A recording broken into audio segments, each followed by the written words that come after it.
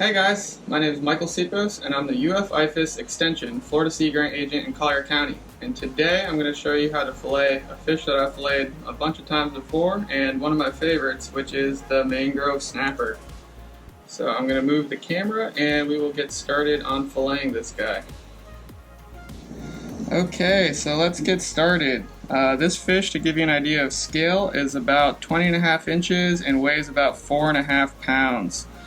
So let's get started on filleting this one side. I made a cut right here. You're going to cut right where sort of that gill plate gets pretty hard, and just do that diagonal cut. I filleted a bunch of these just because they're so relevant in Florida. They can occur in inshore mangrove and estuarine habitats to offshore wrecks and reefs.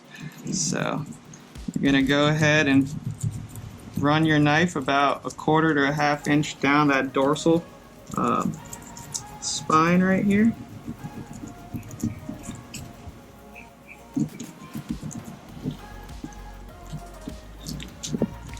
And start to lift up that fillet and skim that backbone so you can hear that sort of like washboard sound, because you're going to be angling your knife tip down a little bit and applying pressure to the top of the fillet to allow it to peel back a little bit easier from that backbone.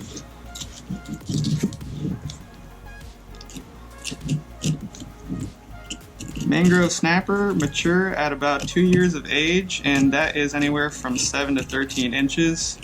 They're estimated to live to about 25 years, and they're called mangrove snapper. They have a bunch of different names: black snapper, gray snapper, and the reason for this could be you could catch them all throughout the Gulf of Mexico, really up from Massachusetts down to Brazil. And some of those areas, they don't have mangroves. So if you talk to somebody in Pensacola and you say you got a mangrove snapper, they're going to say, what do you mean, gray snapper or black snapper?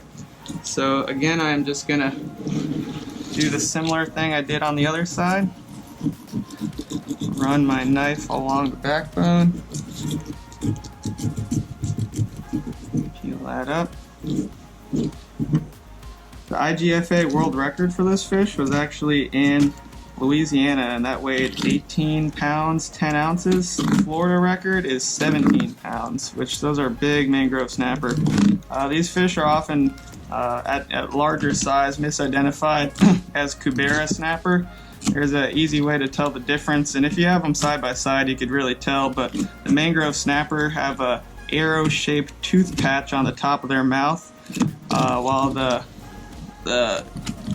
Cubera snapper have a sort of a triangle or chevron shaped tooth patch. So I'm gonna fillet these.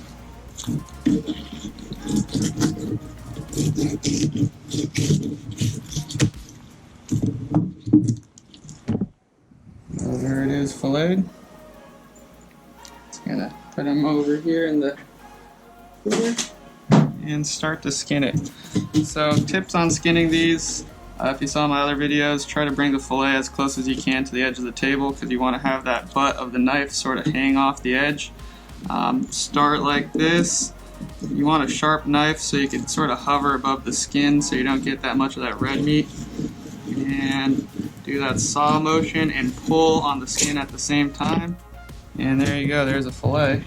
To finish this fillet up, you can feel for the Y bones right here with your finger. They're going to be right around here. I'm going to go about 4 inches in. Cut really on either side of the bone. And that is cleaned up.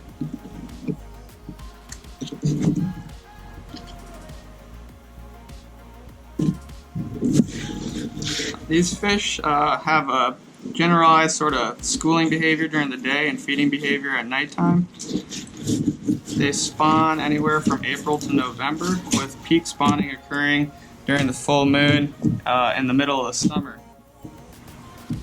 And if you're an angler, you're aware of those full moon snapper bites. They're pretty epic and really fun to participate in. The state limit for this fish is 10 inches minimum size and 5 per person aggregate. It counts towards your 10 snapper aggregate limit. In state waters, it's 12 inches and 10 per person, and you could have 10 of these fish. So there's your fillet. Here it is all worked up. And that's how you fillet a mangrove snapper, one of the most versatile fish out there. Really great blackened, fried, any way you can think of. So yeah, enjoy some mangrove snapper today. Thanks for watching.